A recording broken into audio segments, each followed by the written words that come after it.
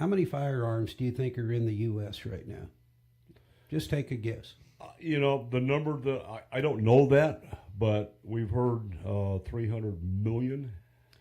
They're claiming there is 40 million more firearms than humans living in the U.S. right now. So cool. That's like 350 million. 370, I do believe. Yeah. Really?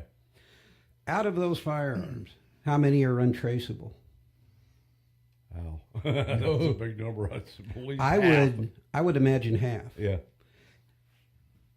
A firearm is not an automobile. You're not going to turn this thing back in 5 or 6 years, or in 10 years it's done. Some of these firearms that I've had in my store are over 100 years old and still in good working condition. How are you going to get rid of close to 200 million untraceable firearms? You don't think a bad guy is going to be able to get a hold of one of those firearms? The other thing is, a person comes in the store, they buy a firearm. They can walk out that door and do a private sale. Okay? So straw buys are by far the largest percentage of how bad guys get guns. So someone comes in and buys it for them. I thought private sales would dominate that, but after reading some stats, straw buys are the biggest problem right now. So they're putting themselves in jeopardy, but how do you catch them? It's impossible. Because private sales are still legal. All right, let me ask you this. What does Joe Citizen, Joe the plumber, have to go through at Lookout Mountain to buy a weapon over the counter?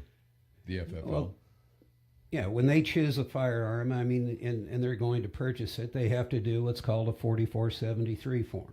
That mandatory. Absolute mandatory. Okay, so they... God knows I've done it with you.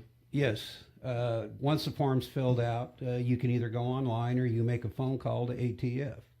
And they it's either a go, it's delayed, or it's denied. And they run a thorough background check on that Social Security number, name. From what I've understood, well, you don't have to give a Social Security number. And the first person you talk to, I have heard anyway, that it's actually not an ATF agent or FBI.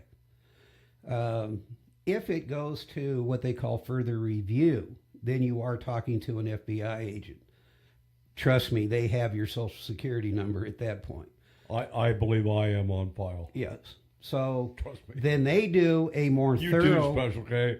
Extensive check that the first person you talk to obviously doesn't have access to the information that the FBI agent has.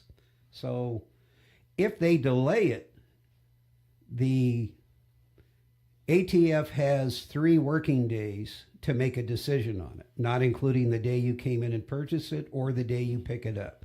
So typically it turns into 5 days to a week before they can get the firearm. If ATF does not call you back, you're allowed to transfer that gun.